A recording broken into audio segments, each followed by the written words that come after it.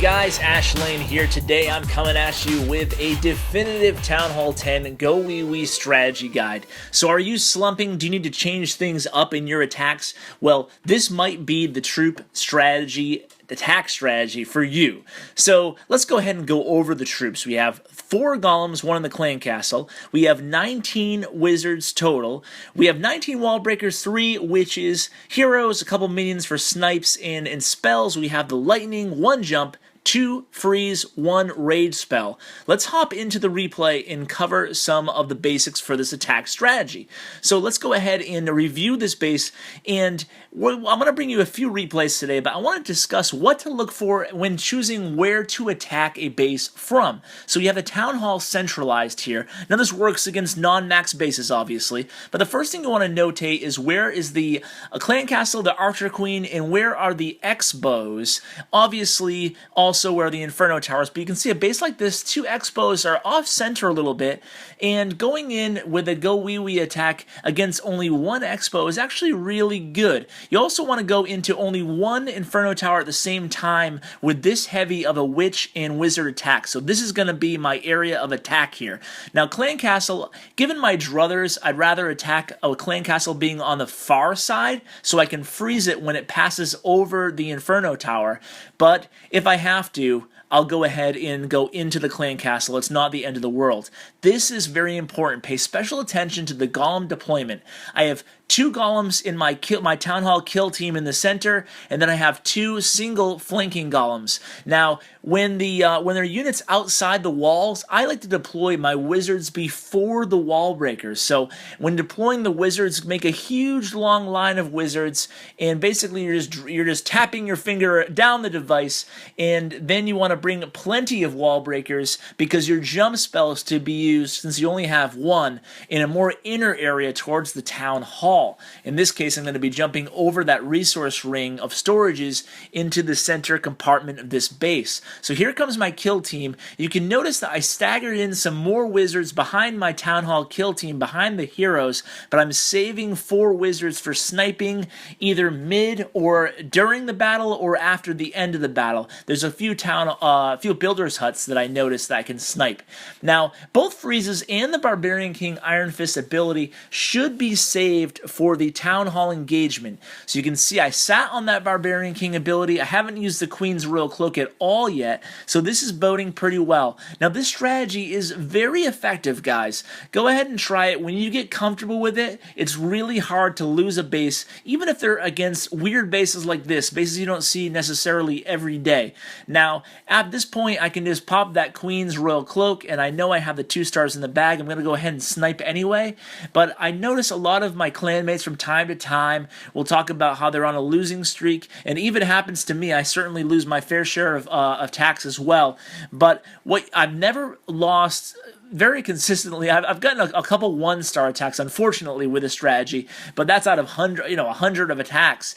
But when you use this and you really assess a base, it's hard to lose with this strategy if executed well. Now, this attack by Chitlins, we're going to use a little bit of different troop configuration. He's going to have a little bit heavier of a snipe team, and he has that 4th witch. Now, the spells remain the same, and he's going to attack this base. He wants to go into that Inferno tower. You want to go against the Inferno tower that's on the far side of the clan castle, if possible, like I mentioned in the first replay. So this is going to be an example of that. Now, the wizards go in before the wall breakers because there's units on the outside of the walls. Here come the wall breakers, here come the witches, and the heroes will drop in just a second here. He has a little issue with the wall breakers here. Now, if anything can derail these type of attacks, it's going to be issues with your wall breakers. But as long as you're patient, oftentimes there's just not a heavy defensive concentration around the outside of the base, so you can afford for a little hiccup here and there with wall breakers. Now, this is against a Lava Hound in the clan castle, so Chitlins it does the right thing when you see a Lava Hound in the clan castle. You don't panic, and you really don't change anything about the attack. excuse me, all it does is stall the attack. When the lava hound in the clan castle, it shouldn't derail the attack. So go ahead and be patient, and you can see another very nice 2-star GoWiWi attack by Chitlins using the same strategy. You saw he had the 2 flanking golems, just like I showed you in the first video, and then he had the 2 main golems going in center. So if you guys want to watch these replays, I'm going to bring you one more here in a second, but if you want to watch these replays over again and just pay attention to each troop individually and the timing that goes into the deployment of each troop. It's one thing to just watch these videos, but if you pay very special attention to exactly when where the troops are dropped and when they're dropped, can actually help a great deal. This last attack is by Drew Good, and Drew is a really good attacker, especially using this strategy. You can see once again, guys, the spells are the same.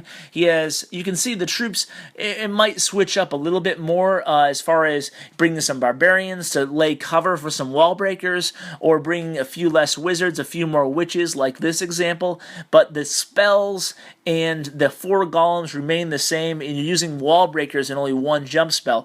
Now Drew, because there's only 2 units, the lab and the spell factory on the outside, he's going to go ahead and break through the wall breakers ahead of time. That works just fine, and you can see those golems are going to be preoccupied with those mortars on the edges. So that's actually a good thing. You can take care of those mortars, get rid of that splash damage, and you can see he's going to do a very smart thing here. When he sees 1 golem go around, he holds off on the deployment of that last golem to make sure at least 1 golem goes straight here. Uses the jump spell on the innermost quarters of the base, and here come all the troops. You can see he's very patient on that freeze spell, freezes the clan castle as they're covering the Inferno Tower, and then he takes his time. You always want to use that rage spell close to the location you use that first freeze spell, maybe a little bit earlier, maybe around the jump spell location. So that's where you want to use your rage, right before Town Hall engagement on the rage spell. So you can see the Town Hall is now down, and look at all his units left. He still has a golem heading up north. He has his queen that he hasn't used a cloak on. The king is still alive, and 2 stars are already in the books. So this is a very, like I said, guys, a very effective strategy. I hope it's a good guide, tutorial for how to get back to basics with the GoWiWi attacks. They've been in the game forever, ever since Town Hall 10s, but a lot of people need a good structured composition like this to go ahead and emulate themselves. So guys, I hope you enjoyed this guide. Hope you enjoyed this video. Please tell your clanmates about it, about the video, about me. Hey, I appreciate it, guys, and take care.